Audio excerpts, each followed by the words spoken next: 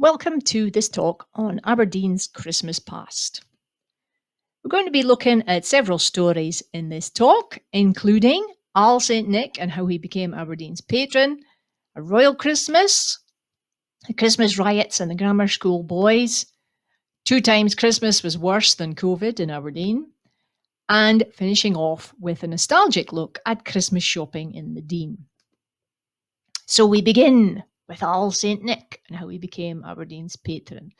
Now, of course, Santa Claus, St. Nicholas, they're one in the same. Really, how we speak in Aberdeen is actually very close to the Dutch name for St. Nicholas. Sinterklaas was the Dutch name, and we adopted it as Sunty because, of course, in the Scots language, there's lots of words from Germanic tongues like Dutch and German and Danish. So, St. Nicholas himself was a real person.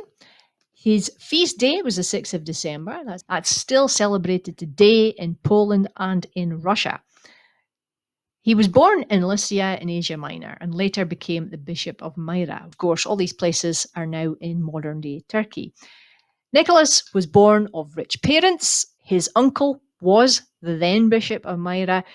Nicholas seemed to take after his uncle in that even from his childhood, he was a very devout young boy. And lots of the family predicted that definitely Nicholas would end up in the church. And indeed, when his uncle died, the priests and vicars in the cathedral declared that the next person that came through the doors of the cathedral, then God would have sent him to be their next bishop. Well, of course, who was the first to church that day to say his prayers but Nicholas? And when the priests and vicars saw him, they were absolutely delighted because they knew what a decent young man he was declared bishop there and then. And as bishop, he made it his business to ensure that the poor were looked after, that injustices were dealt with, which is one of the reasons why he's become associated with this Santa Claus character. He's known as the patron saint of fishermen, which is probably one of the reasons he became our patron. He's the patron saint of Russia, of Poland, of bachelors, of male students, and of children. So let me tell you a bit more about that. He's a patron of fishermen, seafarers, and navigators, which really is important because us being in such a prominent position, we were a very important seaport for a very long time in history. And it also goes on to explain the later fascination that the Scots royalty had with Aberdeen. But fishing is something that's been prosecuted in Aberdeen, either a subsistence industry or a commercial industry, really for the last 6,000 years, going right back to the Mesolithic hunter-gatherer people who we know would settle on the banks of the Dee and the Denburn as they came down from the hills in the spring and summer. And again, archaeology tells us that this is the case. And then the later settling of Neolithic people, the Green originally was a place where the boats were pulled up, and these would have been probably log boats, and they would fish for the salmon and trout in the Dee and the Don. So choosing the patron of fishermen as a dedication for our town church, it made perfect sense.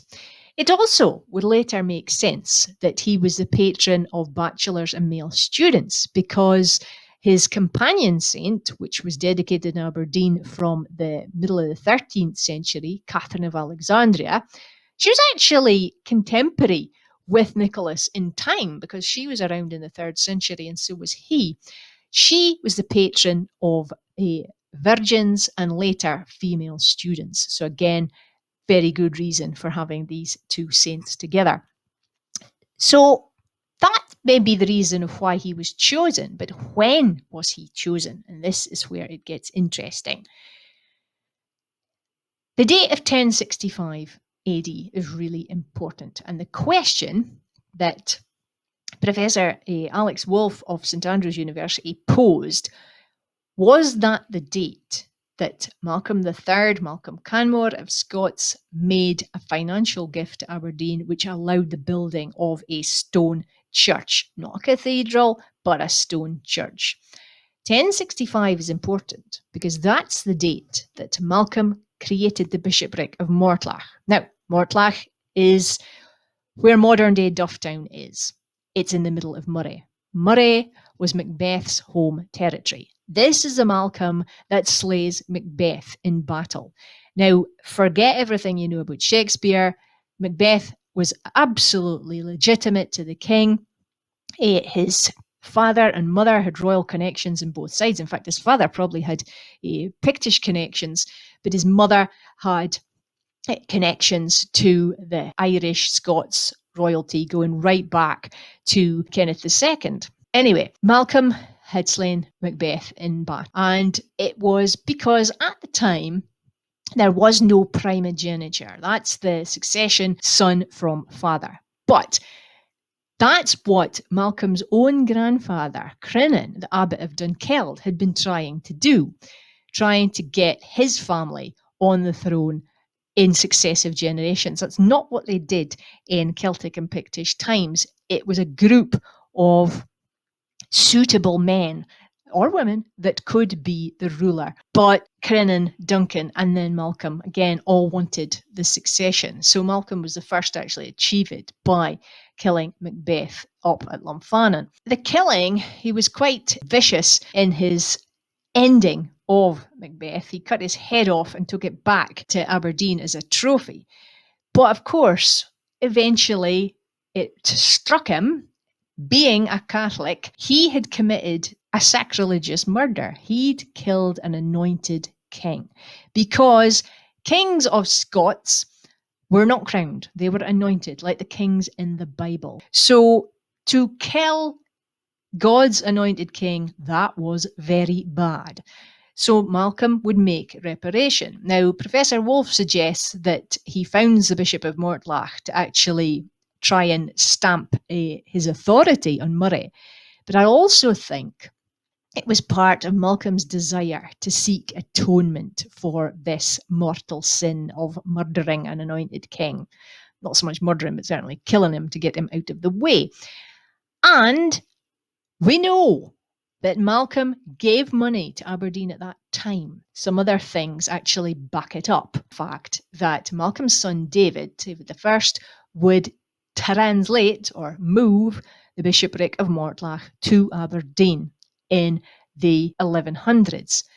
So again, that's father to son, and David's grandson, William the Lion, the next king, he would make Aberdeen a royal borough, and his son, Alexander II, would give even more concessions. In fact, the whole of the House of Dunkeld, and then the House of Bruce, and then the House of Stuart favoured Aberdeen. It's amazing how important we are because of our position on the map.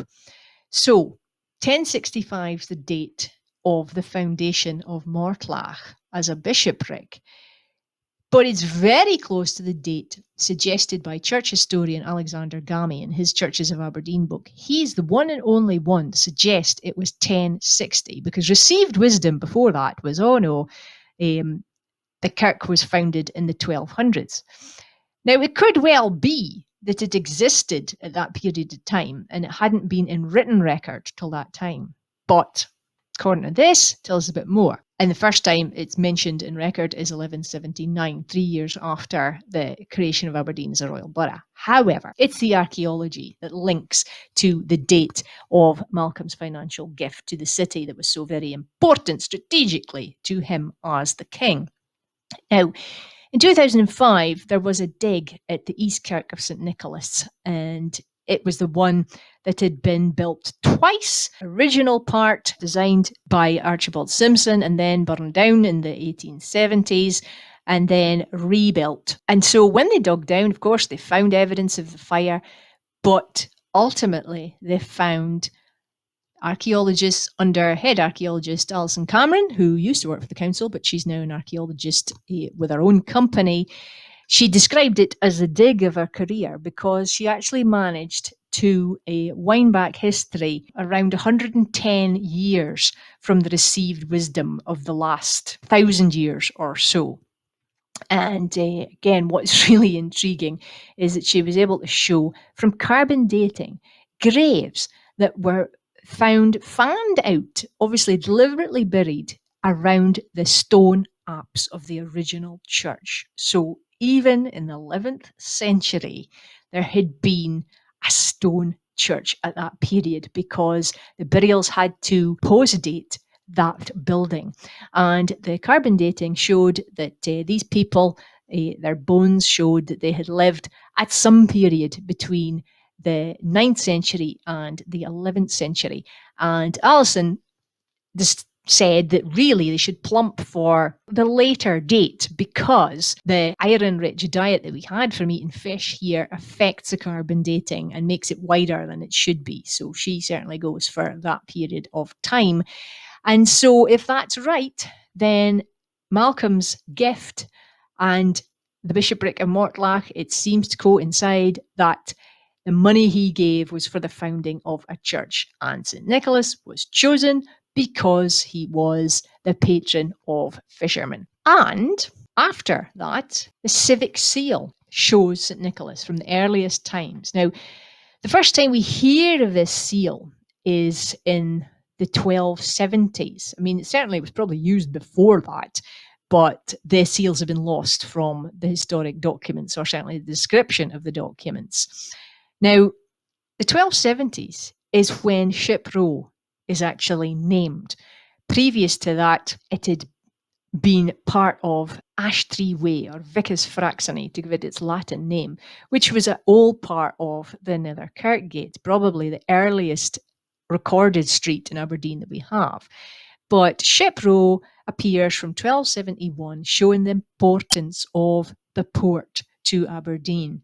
It had been important before. Say, it appears on Ptolemy's map in the 2nd century AD that Zale, who were the local Pictish tribe, as he described them, had their city at Devana. Now, Devana is the Romans' name for the Dee.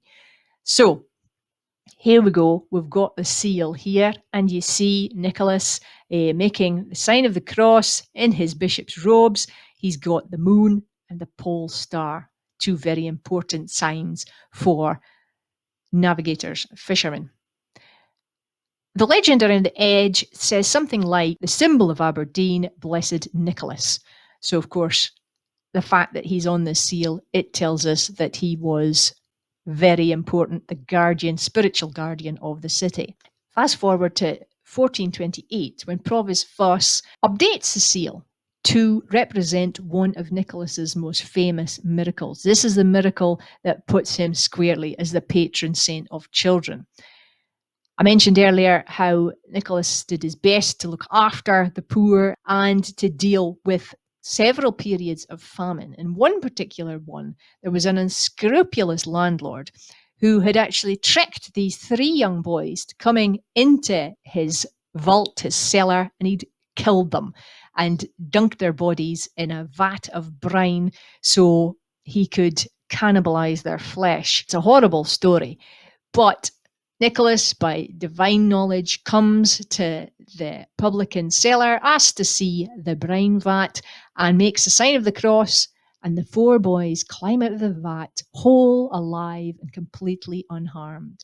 Well, the unscrupulous, murderous publican is so shocked and so remorseful that he declares he will be Nicholas's servant thereafter. And that is what Provost Voss actually has on the seal there. That was from 1428, and that was used right up until the 1600s when it was replaced by the Aberdeen coat of arms rather than that St. Nicholas seal. So that's why Nicholas was so important to us, and the fact that that legacy of his miracles and his protection of fishermen, it really was the saint for Aberdeen. Our next story concerns Aberdeen's royal Christmas in AD 1221.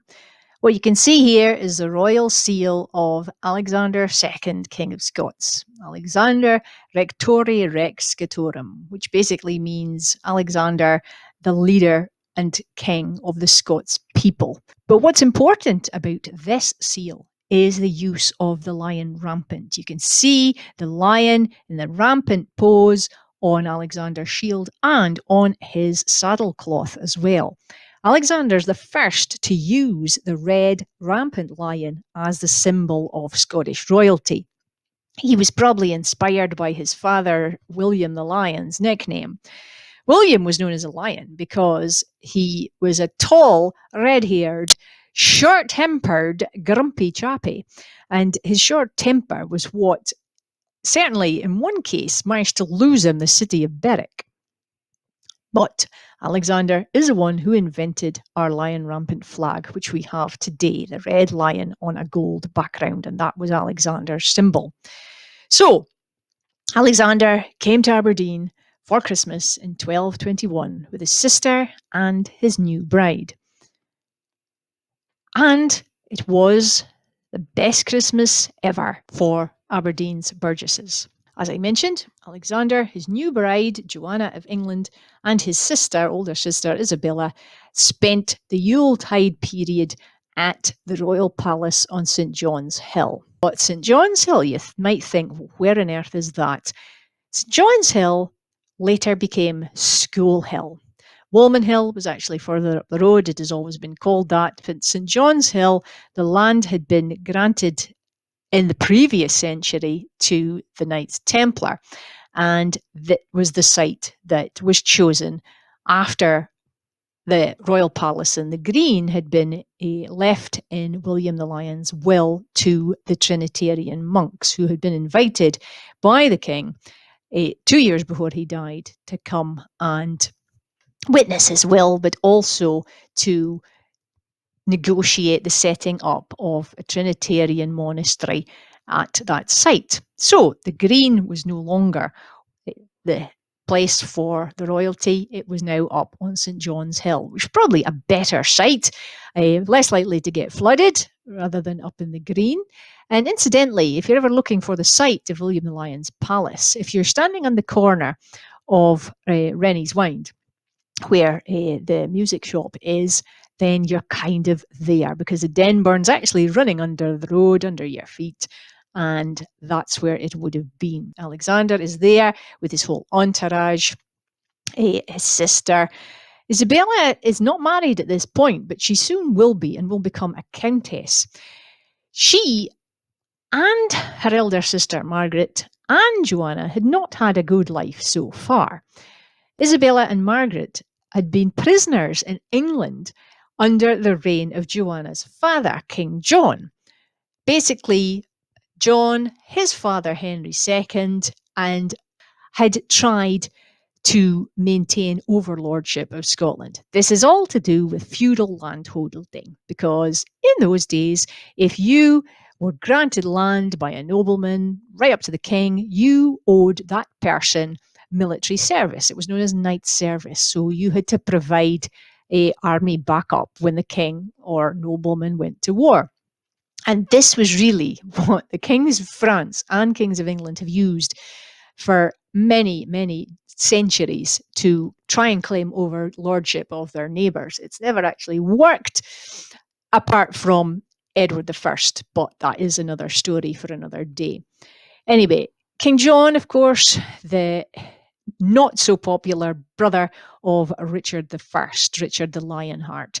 He had actually been about to go to war with Alexander when he had died. And that meant that the noblemen, the English noblemen, who were all in support of the Scots, because they couldn't stand their king and they wanted to get rid of him, they asked Alexander to be their king.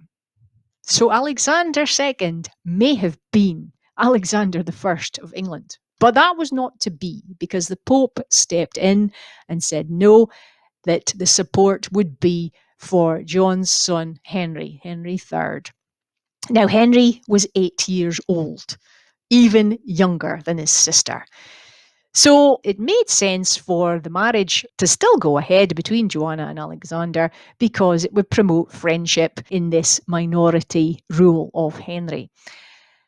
So, poor young Joanna, she's 11 years old. She's sent up to Scotland and she really doesn't know. She perhaps only speaks French. It might be very difficult to find anybody outside the court that can speak French.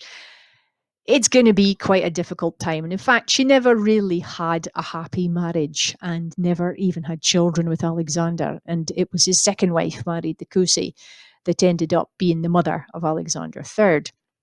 Joanna was only 27 when she died. But let's assume that her first Christmas with her new husband and her new sister-in-law was a good one. She'd been spoiled. She'd have the most beautiful clothes, fine jewels, and food that she'd ever seen. And here she was. So, at that time, of course, while the ladies were enjoying their dances and festivities, Alexander had to get back to some court administration. And that involved the drafting of royal charters with his staff, with his chancellors and officials. One of the first charters that was discussed and would later be ratified in February 2022 was a weekly market to be established in Aberdeen.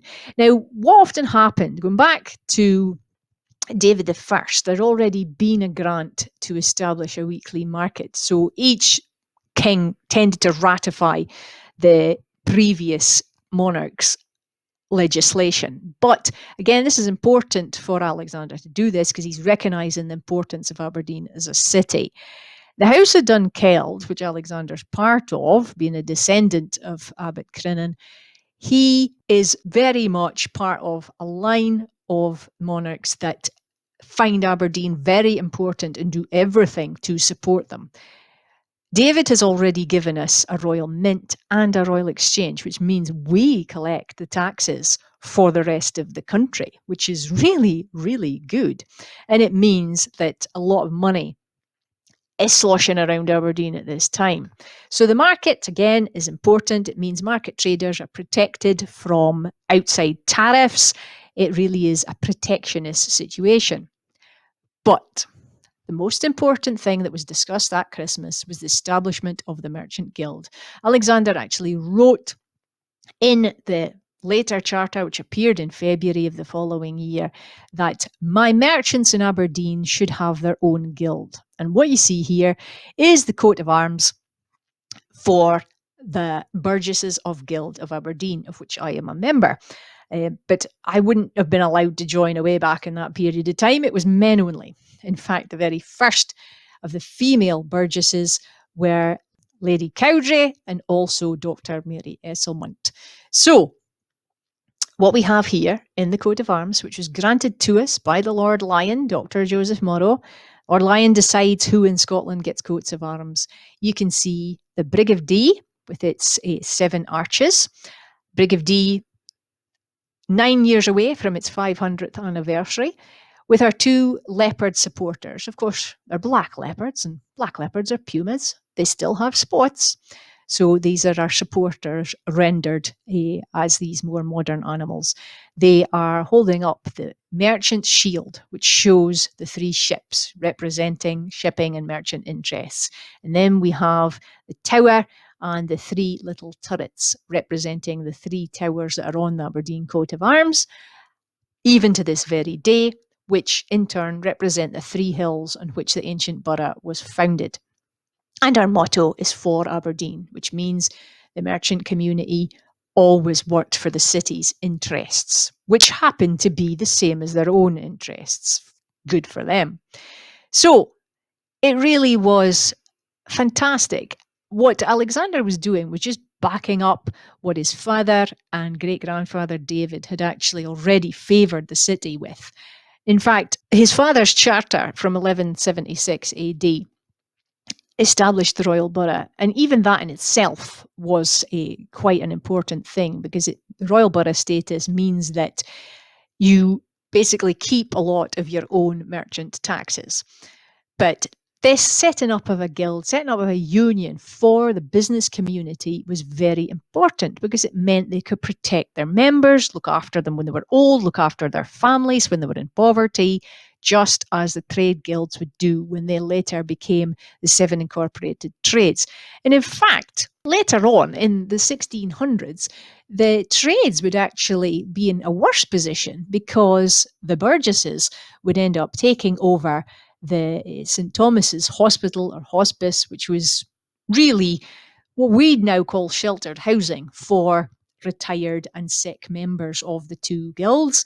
And then they had to rely on William Guild, who gave them land for their new hospital, which ironically was on the site of the Trinitarian monastery where it had all begun. So that was Alexander's gift to the burgesses of Aberdeen in Christmas 1221. Our next story concerns the grammar school. But you can't talk about Aberdeen's grammar school without talking about its origins connected to the Blackfriars.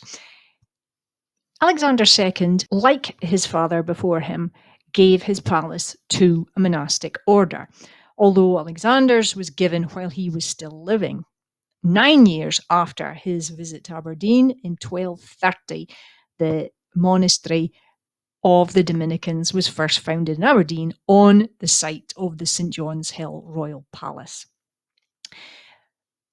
The Dominicans were a particularly important order throughout Europe because of their standing on education. They found that very important, and they had in their choir schools some very good educators that were quite capable of not only fitting boys for university, but fitting them from the church, for the church and for the law, because divinity and law were the main subjects of universities throughout Europe. The picture we have here, this is an extract from Parson Gordon's 1661 map. By this time, the Blackfriars Monastery would have been abandoned as a ruin for 70 years.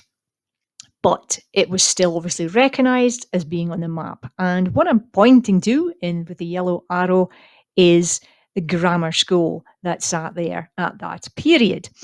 Now, that was a stone building which had been constructed in 1625, about 40 some years before this map was drawn up. The grammar school, according to their website, certainly was founded in 1257 AD.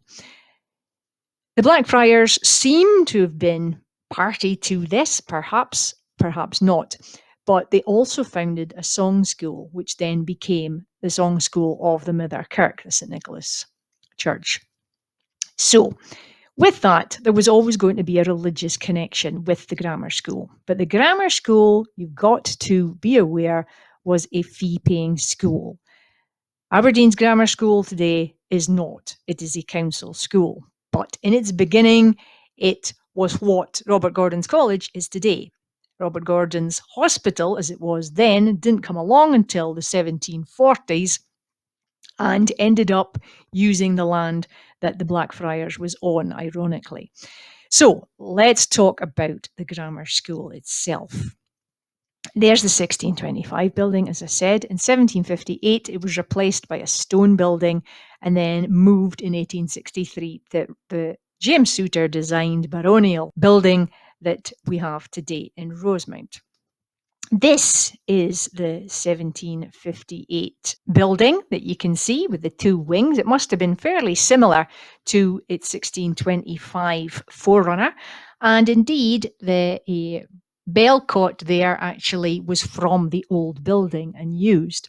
What you can see at the back, that little turret in the photo, that's the turret of what Robert Gordon's College called the Al House to this day, which was the original school that was built in the 1740s, but never opened until much later after it being occupied by Hanoverian troops under General Cope. This building stood on this site until 1883, even though they had moved in the 1860s. It was sold to Robert Gordon's Hospital, which was a school for poor boys set up by Robert Gordon, who was actually related to Gordons of Straloch, who had been Parson Gordon's folk. In fact, Gordon of Straloch was the parson's father. You've got a poor boys' school being built right behind the site of the most prestigious school in the whole of the Grampian area, where the noblemen sent their sons, where the most well-off merchants sent their sons as well. It really was Aberdeen's Eton, as I've described it on this slide. And of course, as said, it has its religious origins, but you'll also know that in calling it Eton, I'm also referring to the wild and woolly behaviour of Etonians, and we know quite a few old Etonians are in Westminster to this very day. So, what was a typical school day like at the grammar? Well, here we go. This is a diary. I've taken this from Alexander Keith's description. Now, Keith was the author of a book called 1,000 Years of Aberdeen, and he talks extensively about the grammar school. School began at 7 o'clock in the morning, and Alexander Keith quotes from the records. On entering the school, the boy shall prostrate himself on the ground, and with bended knee shall salute Christ and the Virgin Mother of God with a short prayer. After prayers, the boys were tested on the previous day's lessons, and any that were not proficient were punished. In fact, Keith writes that they were punished by tongue or by cane. So they were either shouted at and scolded, or they were given 6 of the best. 8 o'clock was breakfast time, and then after an hour for breakfast, the first day's lecture was given, outlining what the boys were going to be learning that day. This public prelection, if you think about the stand in a church called the lectionary, which is where the priest stands or the minister stands to give his talk. It's not the altar, that's a different thing. People call it a lectern today. It's all from the same word, which means a discussion of writing. It's actually a review on a written work. That's what it literally means. So basically, the rector would be going over all of the works that they were going to look at today. Most of that education was based on Roman and Greek classical education because they were learning Latin, they were learning Greek. And at the grammar, they actually also learned Irish, but nobody was allowed to speak the Irish tongue or the Gaelic tongue, even though in some cases that would have been the Gaelic would have been boys' native tongue, some of them, some of the more remote living noblemen. They were not allowed to converse in the vernacular, as it said, so I presume that includes Scots and English, unless they were proficient in Latin. So, at 10 o'clock, private lectures with assistant masters began. Now, the assistant masters were university graduates. They would have been fairly young men, because if they wanted to go into the teaching profession, they would have first done their first degree, which at that time they could start when they were 14 years old. And by the time they got to 18, they would probably have had their initial degree and gone on to do some teacher training. So they might be 19 or 20, these assistant masters, helping the boys with their work. Now, that would have been quite interesting. At 11:30, it was interval time. Time to go into town and spend their allowance on sweeties, if such sweeties existed. Maybe comfits. Comfits, I think, are a medieval sweetie that existed. And whether rowies were invented then, I do not know. Perhaps there were pies, but certainly the Castlegate would have been the place to go, or even the Green in those very early days for good things to eat. There was the optional public lecture by the rector on Virgil or Horace. Anyway, 12:30 to 5 o'clock in the afternoon, these lectures or prelections continue. At 5 o'clock, the last hour of the day, time is set aside for what Keith describes as disputations. These are basically debates.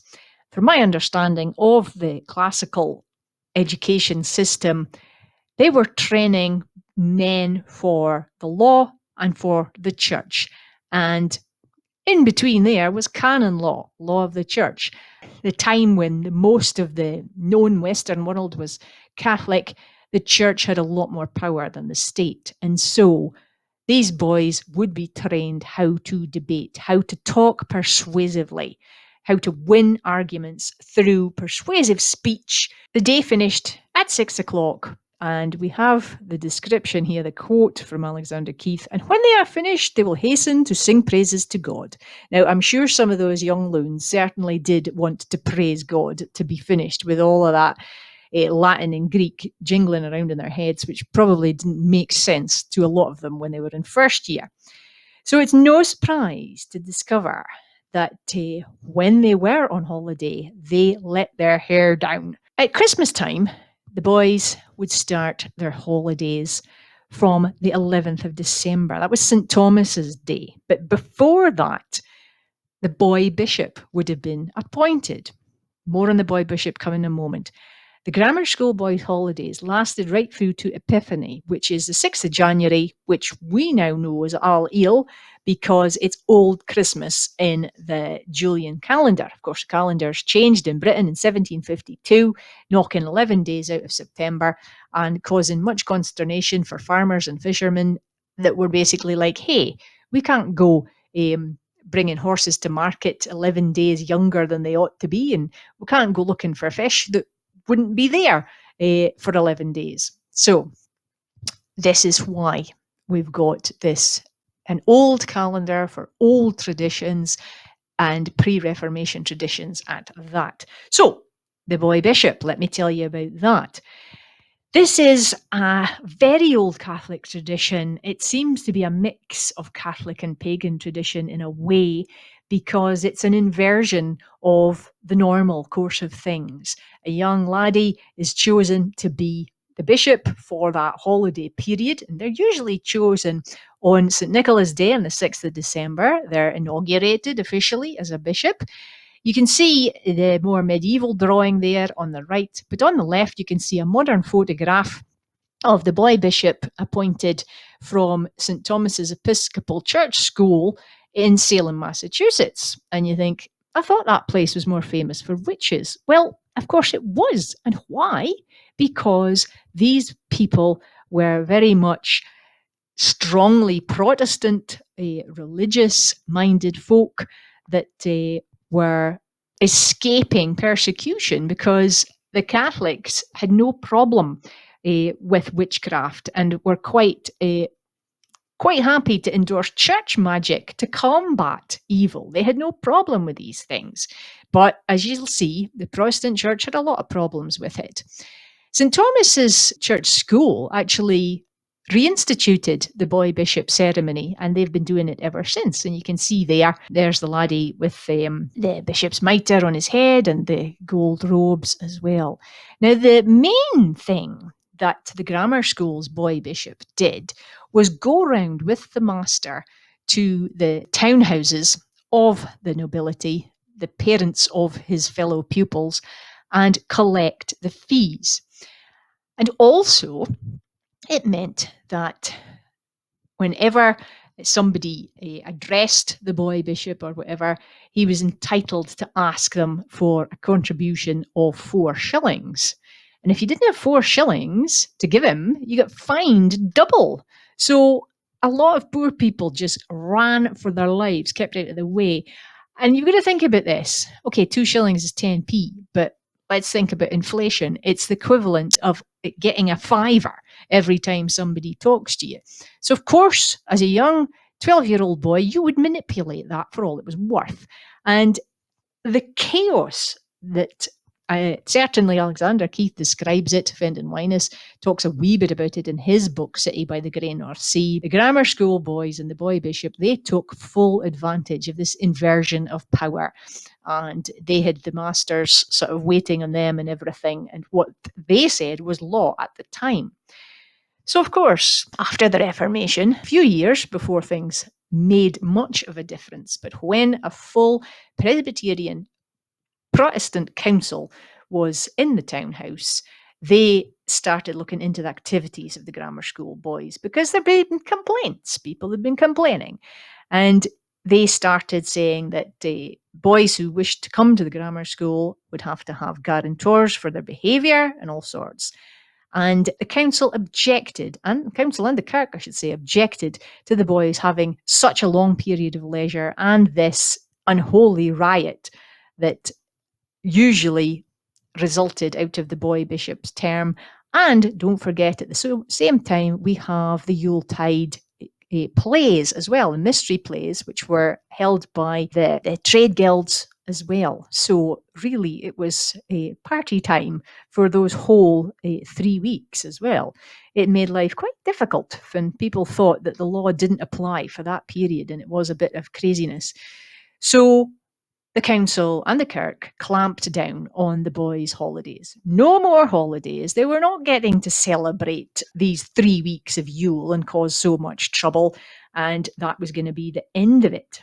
Well, that was too much for these overprivileged loons, and in 1612, they rebelled, literally rebelled. They borrowed their father's pistols and swords, and they ran out of the school and they occupied the Song School, which is then in Backwind or Wester Kirkgate. It probably was still known about that period. Of course, they broke into food shops, bakery shops next door for something to eat. They smashed every window. They took pot shots at the town sergeants that were trying to get them out of there.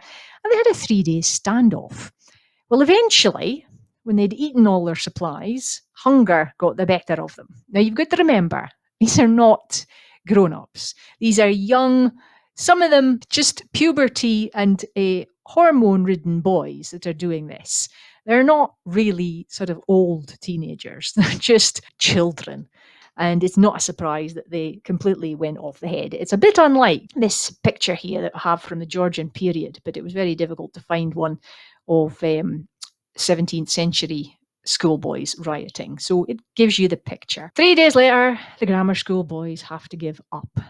12 of them are arrested immediately and put in the toll booth in the prison ward house, which is of great embarrassment to their parents and also very difficult for the council, because some of the things the boys had done, their criminal damage and whatever, some of these could actually be construed as hanging offences. So the parents had a lot of money to pay in compensation, I'm sure. And the result was that 24 boys were finally expelled from the school and banished from the city altogether. You think, oh, well, they must have calmed down after that. Not so.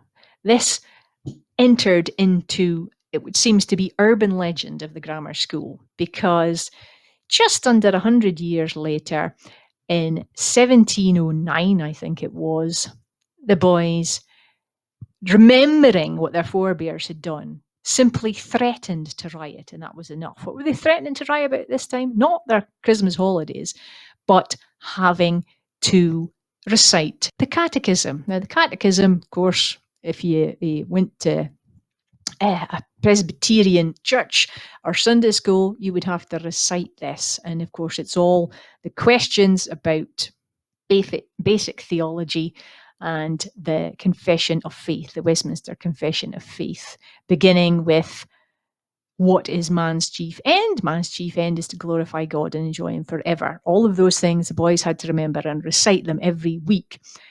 They were getting fed up doing that. They complained. They said, no more, or we will riot.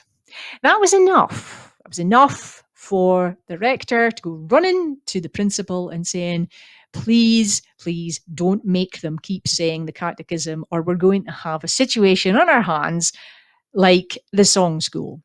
That was really quite enough. And the grammar school boys' reputation was absolutely sealed yet again as being little overprivileged, entitled terrors.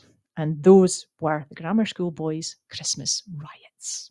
Our next story is a bit in the vein of creepy Christmas stories. 2 times Christmas was worse than COVID in Aberdeen. And that's because there were 2 really infamous murders. There's actually been more than that, but these 2 are the ones that have most effect on the city. 23rd of December, 1559, Brother Francis, a Trinitarian friar, loses his life during the attack on the city's monasteries by the Protestant Lairds of Angus. He is cut down with a sword and burned to death in the Trinitarians' old chapel. On the 21st of December, 1763, John Leith, the Laird of Leith Hall, is also fatally wounded following a quarrel with James Abernethy, the Laird of Maine, in the New Inn, Lodgewalk, Castlegate. He is transported back to his home in Leith Hall, where he dies on Christmas Day, of fatal pistol ball wounds to his head. We shall begin with the murder of Brother Francis. What we have here is a sort of imagining of what Aberdeen looked like in the period of time that actually when William the Lion was king of Scots. His palace, as I mentioned, had actually been near the shores of the Denburn, and here it's making it look as if it's on the banks of the Pudachi Burn, which is a rather interesting concept, but that is actually the river that runs down underneath Carnegie's Brae to this day. But as I said, the royal palace was given to the Trinitarians, and perhaps they did use it, or else they actually rented it out and used the revenue from it instead. Here is where they had their monastery, and also the Carmelites came later on. And there is St. Catherine's Hill, which is now the Adelphi, and there is the Mother Kirk there. And that little church-like building there is St. Thomas's Hospital, which ended up being the hospice of the Burgesses of Guild. So around here is the site of the chapel. And today that would really equate with Musa and Wagley's. Now, you know Wagley's Bar on the corner of Exchange Street and Guild Street? That pub, you can actually see if you look at the gable that it did seem to be like a church at one time. And next door, Musa was actually a small Episcopalian chapel built much later than the Protestant Trinity Chapel, which replaced the Trinitarian ruins in 1798. But we've got on the drawing there what the traditional chapel of a monastery would look like. So that was all fine. By the time we get to 1559, we have Trinitarians, Carmelites, Franciscans, Dominicans, and also a chapel dedicated to Catherine of Alexandria up on the hill there. But the situation is not looking good. Down in Edinburgh, John Knox has basically outlawed Catholicism and declared the Queen Mother a whore and all sorts of awful things. What is the situation in very much traditional, conservative Catholic Aberdeen? Well, we have a provost who's a Catholic, but he's also a politician. More on that in a moment. So, what about Brother Francis? Well, this is the information that gives us the story of his murder. He apparently was one of the brethren of the Trinitarian Church, and he was attacked by these so-called lairds of Angus. Basically, they were not the lairds themselves, but the lairds' servants. These were the landowners that were very much pro the change of religious government, and they were all from estates around Angus, the Mearns, and around about Dundee and Edinburgh. They basically were going to destroy anything Catholic. But what it seems to be is just an excuse to seize things that didn't belong to them, just because they were so very jealous of the Catholic Church and all its wealth. This is the evidence we have of the murder. O blessed Francis Martyr, who in thine attempt to withstand the impious and sacrilegious raid of heretics on thy religious house, wert wounded and dragged down the stairs, and with thy head cleft didst give up thy soul to heaven as a victim, thou who hast won this favour from God, that thy picture, painted in Rome, with the laurels of martyrdom added, when laid on the heads of the possessed, has put the demons to flight, obtained for us by the intercession, deliverance from the snares of the devil, through our Lord Jesus Christ. Amen. So, what happened? Well, here is the picture that is described in the prayer. That prayer, or collect, to give it its right name, was found along with this painting that actually ends up in a church in Palma and Majorca. And you can see there is Francis. He is a martyr. He has the martyr's laurels. Again, there, the laurel leaf, not only victory, but victory over evil as far as religious symbolism is concerned. And there is the sword that presumably cut him down and delivered the fatal blow. Matthew Power, who is the writer that we have most of the information about Brother Francis from, is very much pro-Catholic. He is very, very critical of our Catholic provost, Thomas Menzies. He basically accuses him of being a traitor to the monasteries. And this is how he describes him: that mealy-mouthed Anglo-Scottish trafficker with England's friends and Scotland's foes, the consummate hypocrite, gave the rebels safe contact and sure guidance.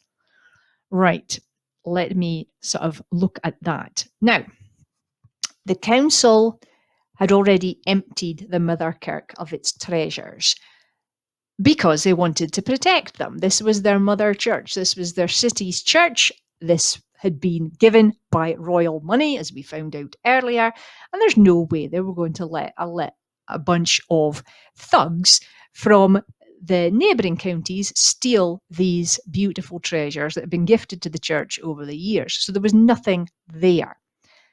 Also, the abbot of the Greyfriars, the Franciscans in Gallowgate, had been very wise. He had just decided the only way to save the church is to give it to the city. So he called the Dean of Guild, the head of the Burgesses Guild, and gave him the title deeds to the monastery and said, protect it from destruction. Well, it was the best thing he could have done, because it now being in Burgess ownership rather than council ownership, that meant it represented merchant interests. So the Dean of Guild made sure that Greyfriars, at least, was protected by armed guard when these thugs appeared.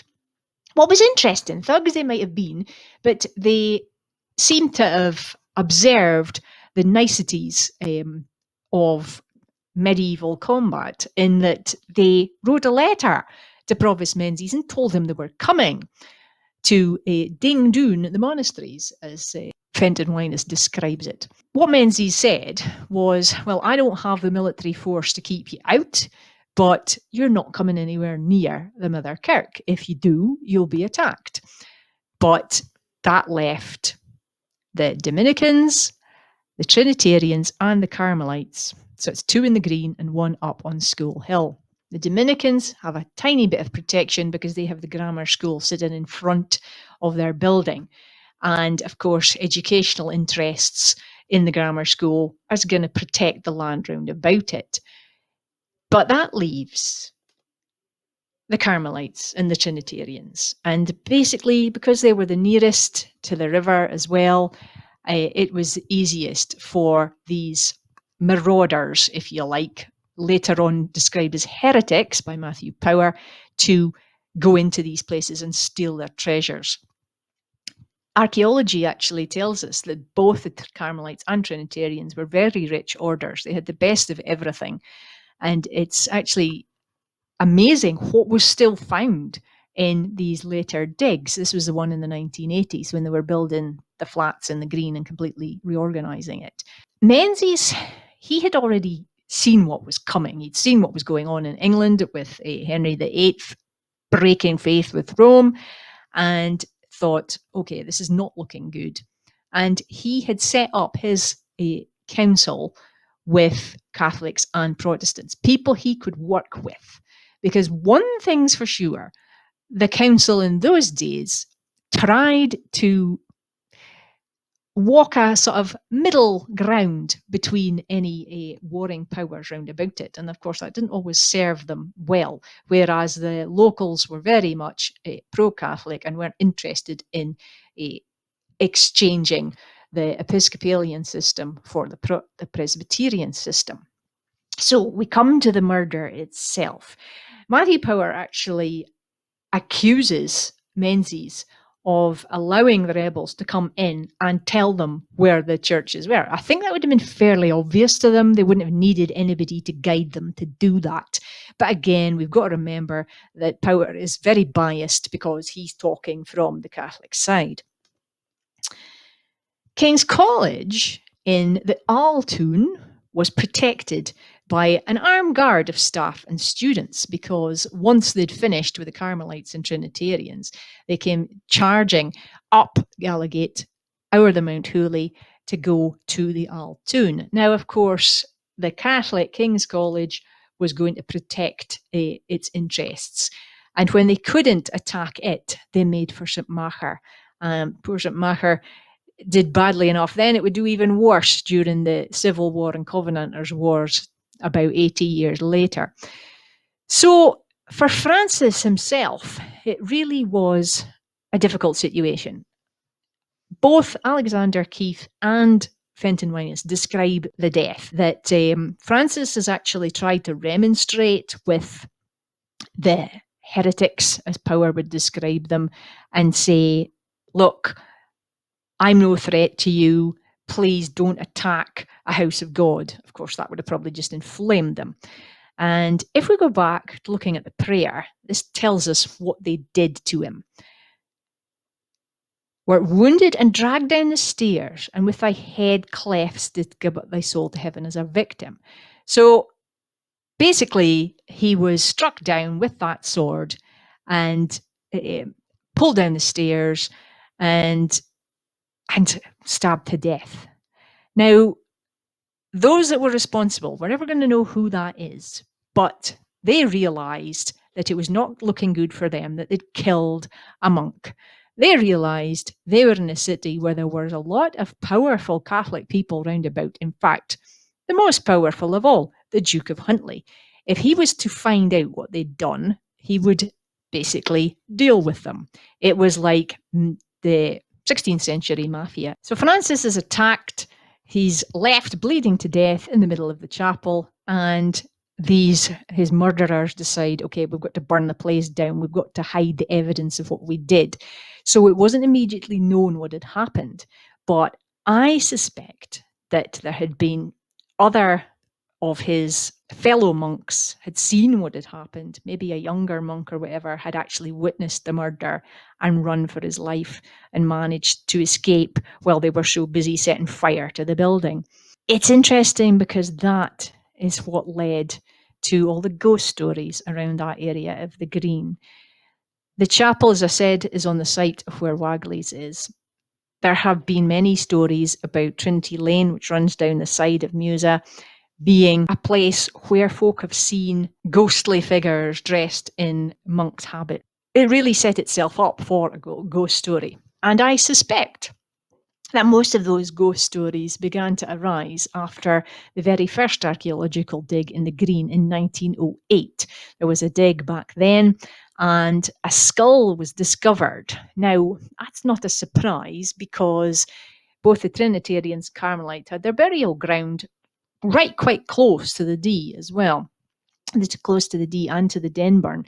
And archaeologists at that time discovered that they had dug right down in their burial ground and put in walls down underground to protect the ground from being sodden, from being flooded as well, and to protect the remains there. But this skull seemed to be out of place, and it had a big crack in it, a big blunt force trauma. Later on, Fenton Winus, again a popular historian, would describe this as being the head of Brother Francis. It had to be, so he said, because it was discovered in that area. Well, it could have been any number of persons that had been killed at any time in the past, but that was enough to set the legend going. Meanwhile, this painting is found in Rome. If you look at it, it's kind of Victorian, because you've also got your little cherub here as well.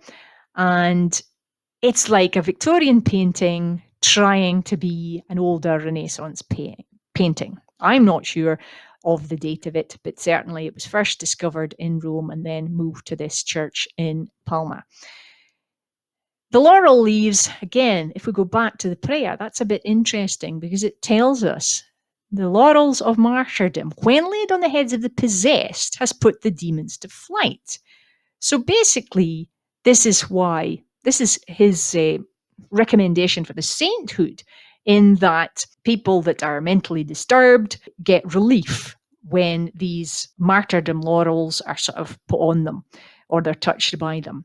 And this is why the prayer is asking for Francis to intercede with God to deliver them from their mental trauma, which again is very interesting because Catholics don't just pray to God, they pray to God via Jesus and the saints and the Virgin Mary. But that's how they believe it works. Now, of course, Protestants don't think that at all. They think that Jesus is the only person that is the main intercessor, which is a lot of the reason why the Reformation happened, to sort of change these, what were thought to be incorrect views against the word of Scripture.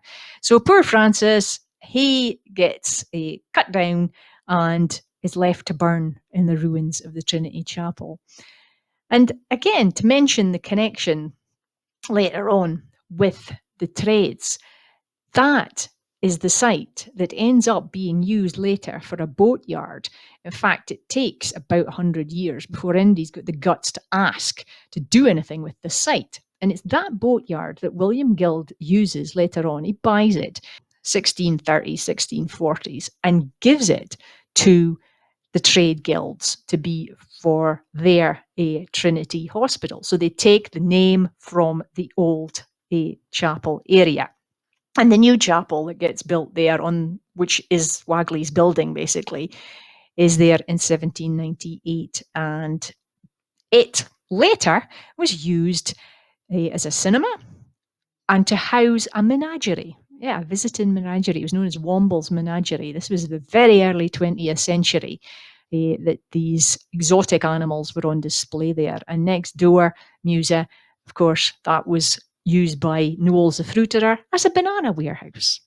So, bananas and murder, very interesting combination.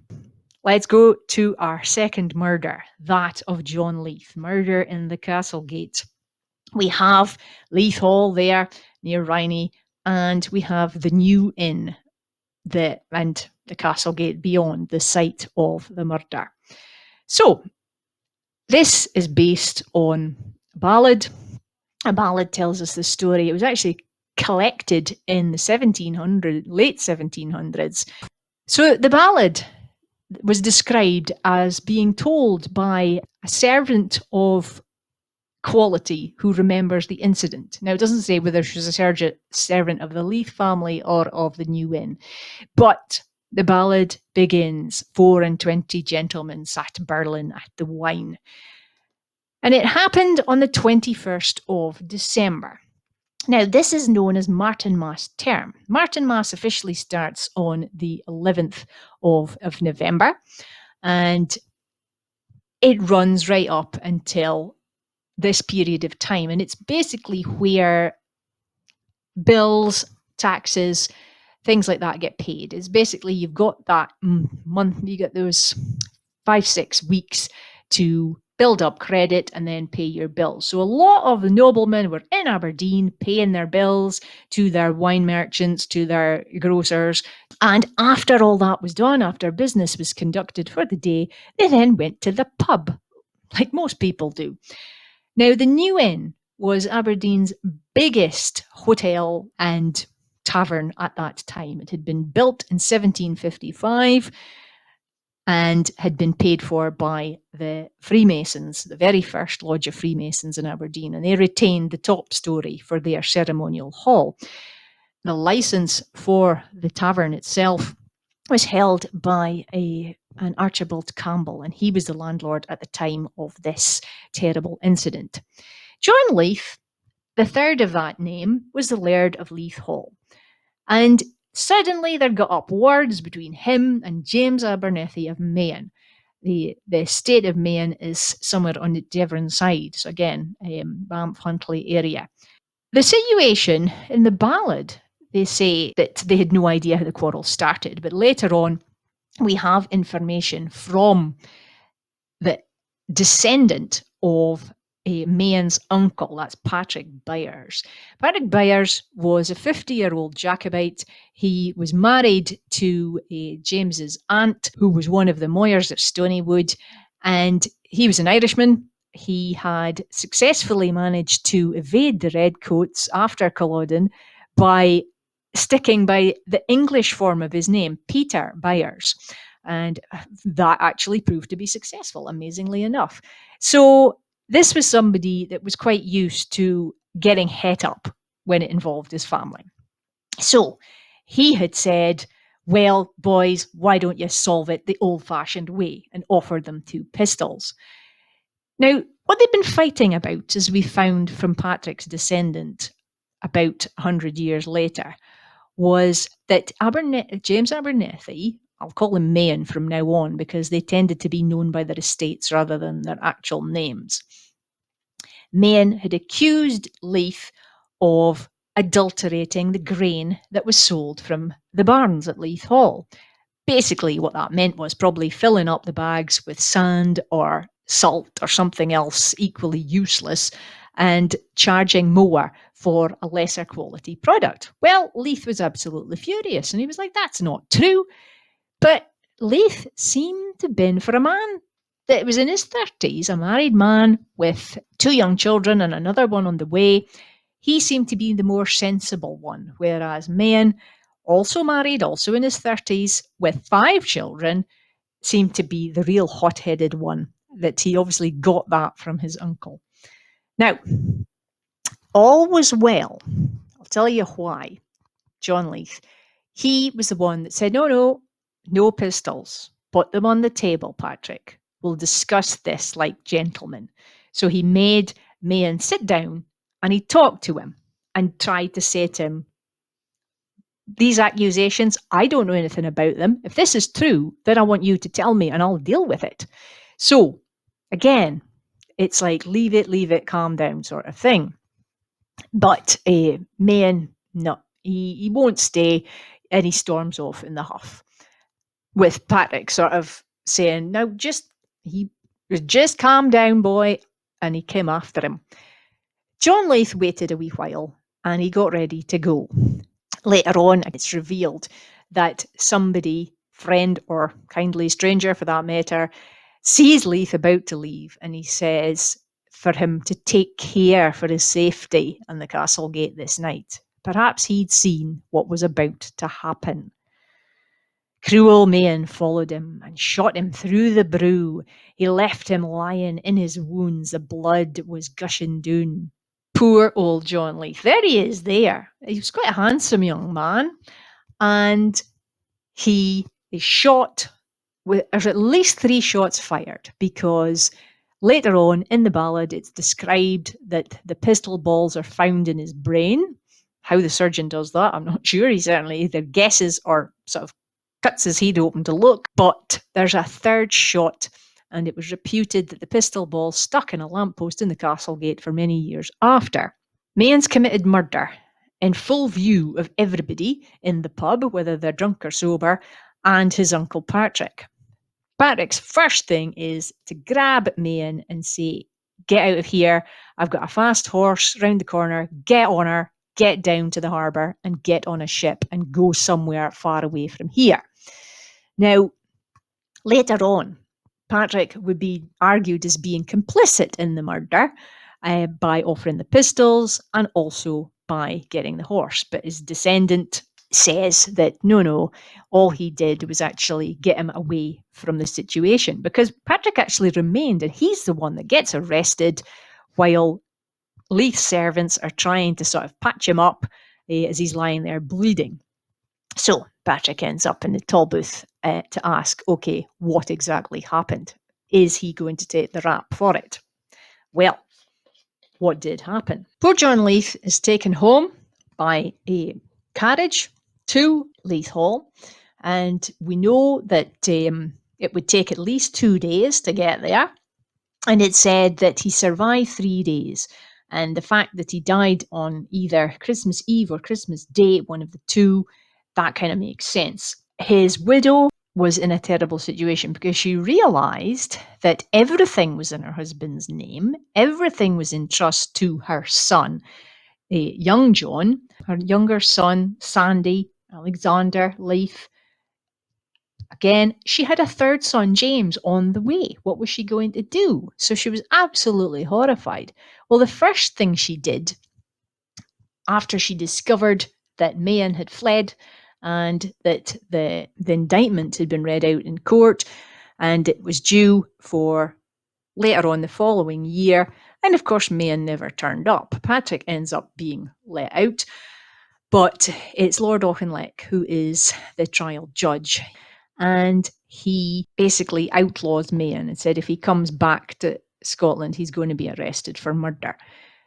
But what happened? Mahon never comes back.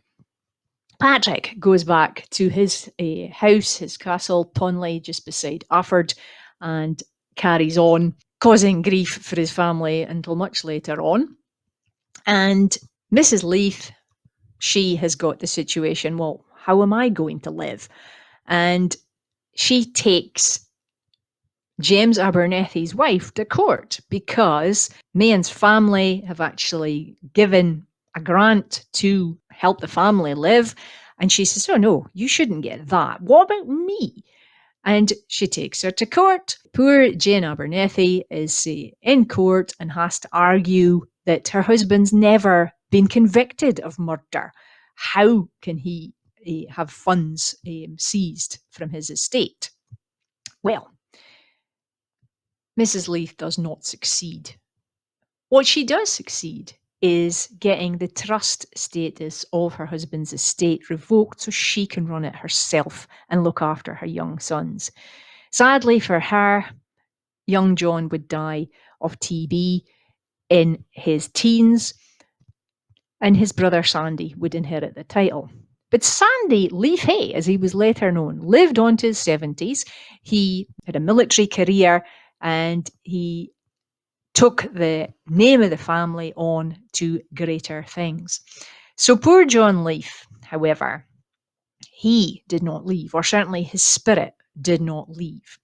And there's actually a writer from about 100 years later that discovers that fact for herself, rather disturbingly. Elizabeth Bird, who was living in an apartment at Leith Hall. She was renting it in the 60s. This was a period just before it was going to be sold to the National Trust, and she had been staying there. Her husband, John Gaunt, who was a writer as well, he had business back and forth in London and Edinburgh. So there was one night she was staying there in this particular bedroom that kind of freaked her out because she describes in her book, A Strange and Seeing Time, that you see the cover there, that she had a bit of psychic ability and she was certainly a very perceptive person. So she's woken up in the middle of the night and sees this apparition. She says it's a young man looking very sorrowful. He's got a bloodstained bandage around his head. He has a green tunic and shirt on and breeches, green breeches. Well, look at that painting. He's got a green waistcoat. He's got a green jacket on. Was that John Leith that she saw? She certainly believed she did because she felt the sorrow in the spirit's aura. And she was absolutely terrified into silence. She could not move until the ghost vanished.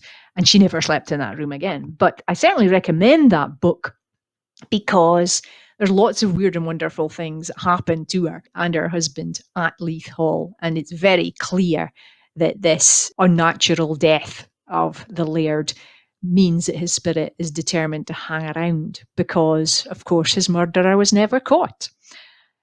And his poor elder son died and never actually lived to manhood as well. But that's the second of our Christmas murders.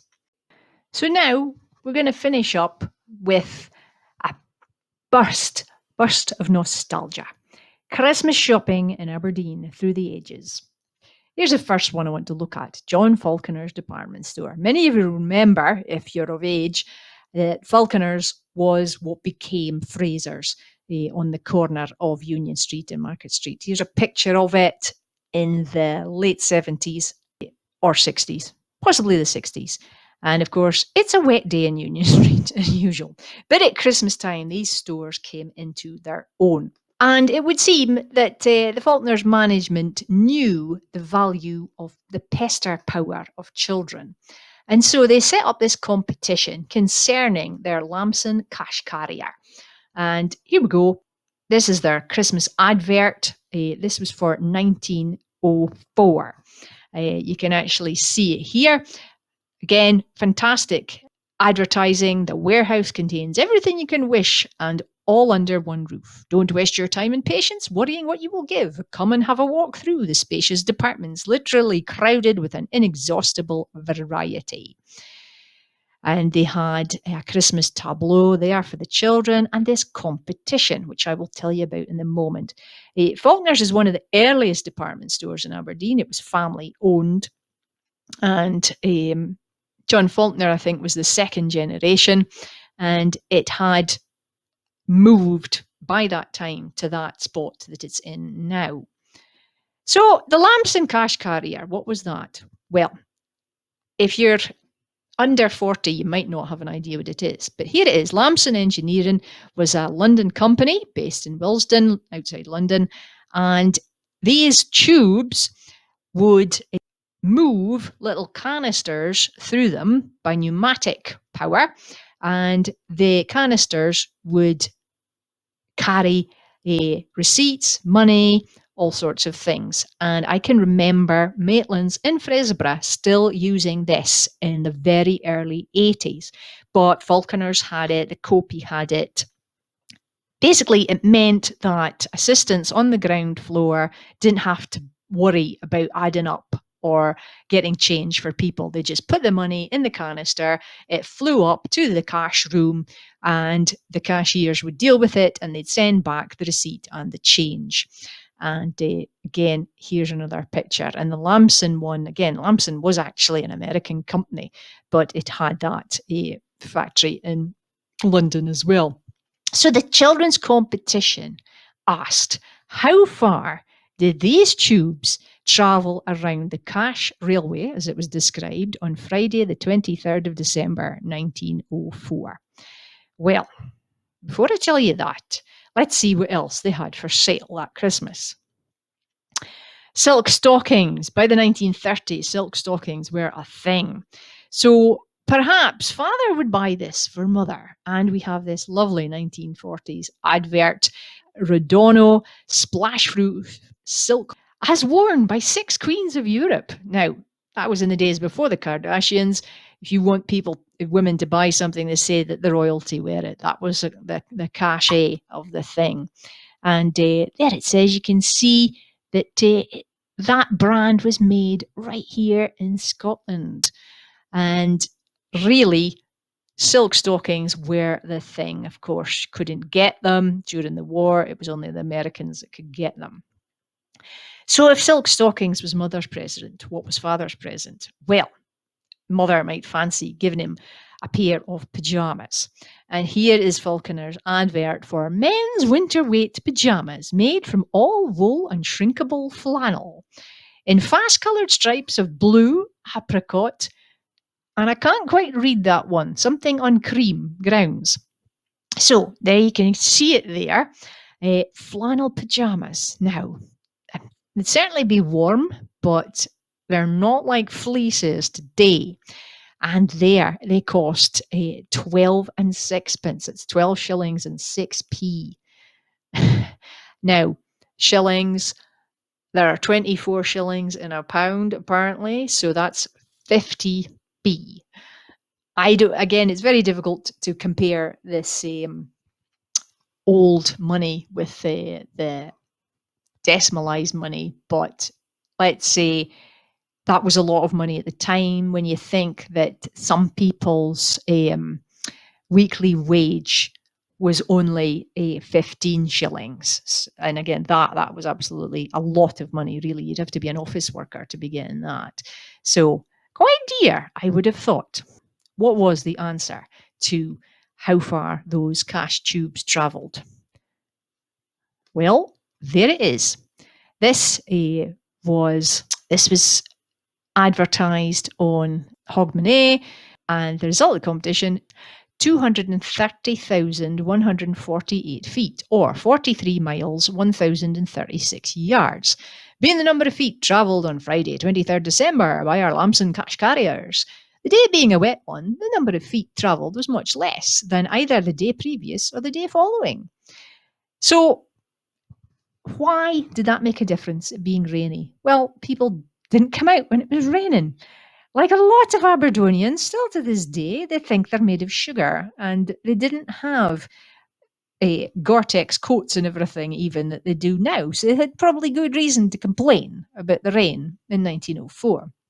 So it meant that there was less people in the shop and less use of the cash carrying tubes.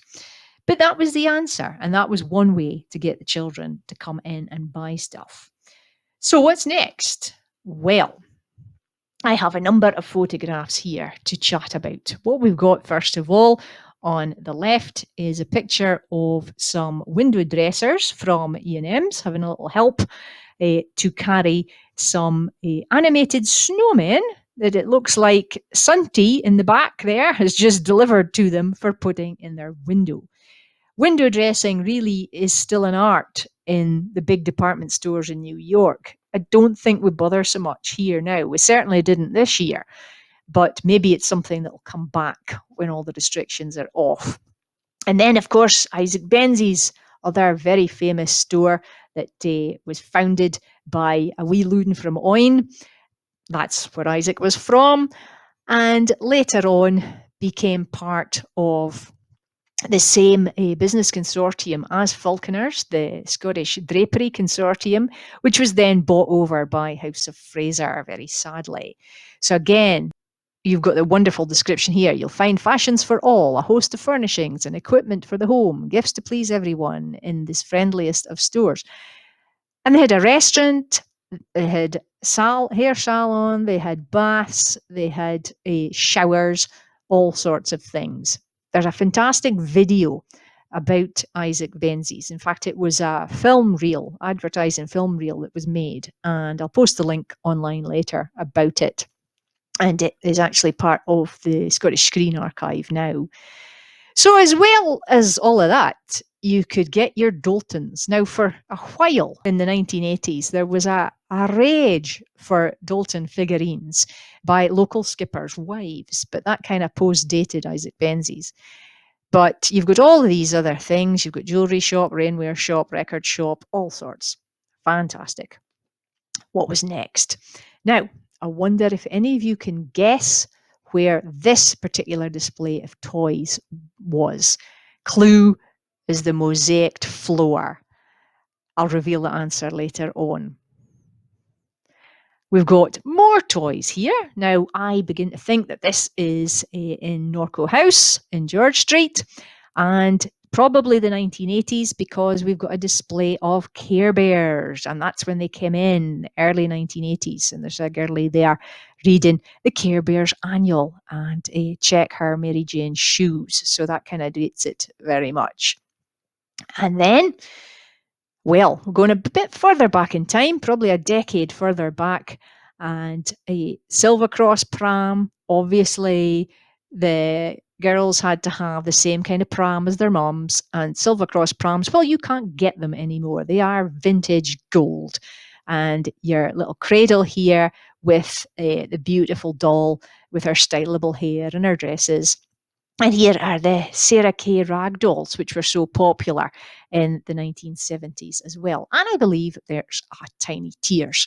So, girl there, she's completely thinking, oh, gee, which one will I ask for Sunty? Well, hopefully she's been good and she got what she wanted. Now, this picture here, this is the old Nova gift shop up in Chapel Street.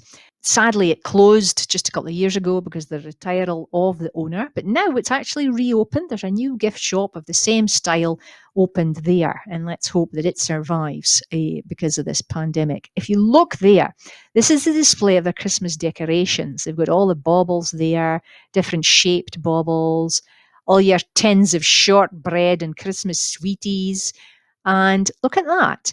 You've got those lamps that were very popular in the 1980s, the sort of pyramid-shaped little lamps on the side. Again, a bit of a nod to the Jewish menorah there. And what's next? Well, what we've got here is quite an old vintage picture, quite a good one, of the Copy Arcade. This was on Lock Street. This is the Lock Street entrance. And when I posted a colour version of the display in another year, somebody actually commented to say that it was their dad who designed the lights. Now, this is fantastic because if you look, we have got Snow White. It's Snow White, the Disney character. The film must have been out at the time, and all of these lights and the lights strung along the bottom there. That again is a very inviting sight I would see there as it stands next to St. Paul's School, the Episcopal School, and St. Paul's Church is just hiding behind there. It's a bit further back. But of course, all of that, sadly, is long, long gone. And for those of you that are too young to remember where the Copy is, if you stand beside the back of what is now John Lewis's, which was Norco House, and look directly across, more or less directly across from the entrance to the Bonnicord Centre car park, look to your right, you will see in the stone wall of the car park the monogram of the Northern Cooperative Society. Norco, as you've maybe heard me discuss in Lost Shops, was again a local business cooperative, again one of the oldest in the area, and probably one of the oldest in Scotland as well. So there was a Copy with its fabulous 60s displays. And jumping forward 20 years to the 80s, two mesmerised wee toots standing on Union Street, not far from the Canon ABC cinema, just completely loving the lights. And it's wonderful to see also you've got the Christmas tree on top of E&M's canopy there. So Christmas is always magical for children. It never changes, even during a pandemic, which is wonderful. But of course, you need your Christmas dinner. And this was a wonderful advert that I found in 1969 P&J, and it's an advert for Grand Fair. Now, some of you might recognise this building as being the G Casino. Well, it was built as Grand Fair, and these were all the offices of this department store called Grand Fair. And they had literally everything. They had clothes, they had food. It was a proper old-fashioned, I think it was built in the early 1950s. I'm not sure. I'll have to look into it. But there you go. They had a car park where the casino car park is now, because this is the Ship Row car park, as you might recognise. So all of this is gone now. It's been completely replaced by City Wharf. There's only the top offices there, which are still empty at the moment. The casino occupies the bottom floor. So this is Ship Row. This has been taken for the roof of the Canon ABC, or Regal as it was when it first opened. And here is the sort of thing that you need for your Christmas dinner. I love this, and I love the prices. You've got boiling fowls, that's chooks, at 5 shillings. You have Stort margarine, well, you've got to butter your chook, haven't you? You've got your cheese, you've got your rich tea. Well, you need your rich tea to put your cheese on, don't you? Because rich tea's too wet without one, as they say. Sunshine chickens, oven-ready turkeys. Oven-ready turkeys, 3 shillings and 10 pence per pound. To get your Christmas dinner white and red meat these days, it's about 100 quid. And that's going by the figures that my mum told me she paid last year. Anywho, as well as your meats, of course, you need your biscuits and your juice and more choice of cheese. We've got Kraft Midget Gouda cheeses. Hey, you know what that is, don't you? That's a forerunner of Babybel. And Peak Freens. Who remembers their Peak Freen biscuits? And Lion's trifle sponges. A trifle sponge, of course, is what my mum puts in the bottom of her trifle, and you put the sponges in. But if you're stuck, you can always use jam roly-poly. Royal jellies, well, of course, that's your sweeties. Bird's Dream topping, That's all for your trifle, remember? Christmas pudding, peaches, tins of peaches, Brookbond tea, family-sized crisps, Jaffa cakes. Jaffa cakes are still as popular as they are now, probably only in the single flavour, like your Dairy Lee portions, your Cross and Blackwell family pack of soup. Wow! And your Libby's corned mutton. But after you've fed your face, you will be needing your drink, and Grandfare was happy to supply. I had to go through this list of wines and spirits because I thought it was most amusing. The prices, particularly, were most amusing. Bertola cream sherry. Who remembers that? Well, there it is. I found well, that's a miniature, but that gives you an idea of the old 1969 label.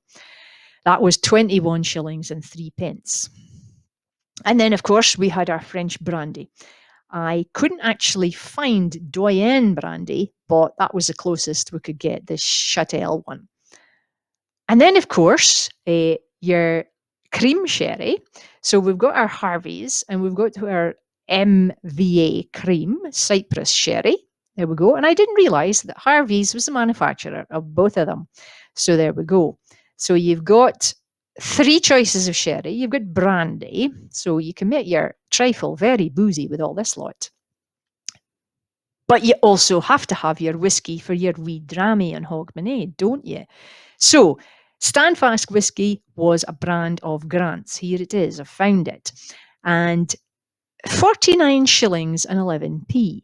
That is about £2.50 or something. £2.50 for a bottle of whiskey. Like, wow. Anyway, what's next? Well, you've got to have your bubbles, your sparkly. Asti Gancia, you've still got, again, sparkling wine there. And your gin. You must have gin if you've got whiskey. So here is the Beefeater London Distilled Dry Gin. There it is, 49 shillings and 11p. That is what the 1960s labels looked like. And of course, you can still get to their brand of gin. They've sort of revamped their label now. And your Bacardi rum, of course. That's what Bacardi used to look like before it became a trendy hipster drink. And it was the dearest thing in the price list there at 59 shillings and 11p. So, after all that talk of drink, I thought I would complete our little Christmas foray into local nostalgia by sharing with you a montage of photos of Aberdeen. Statement at the end of who most of the photos came from, but basically it's Aberdeen journals and Aberdeen City Libraries. So here we go.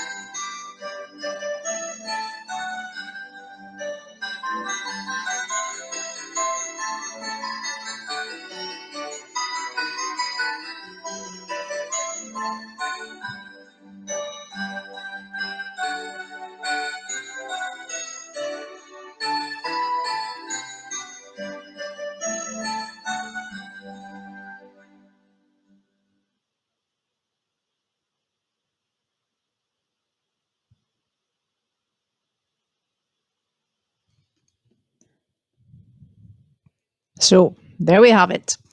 From Hidden Aberdeen Tours in the strangest year ever, we wish you a very Merry Christmas and a safe, healthy New Year. Lang may your lumrick wi' other folks cool. Thank you.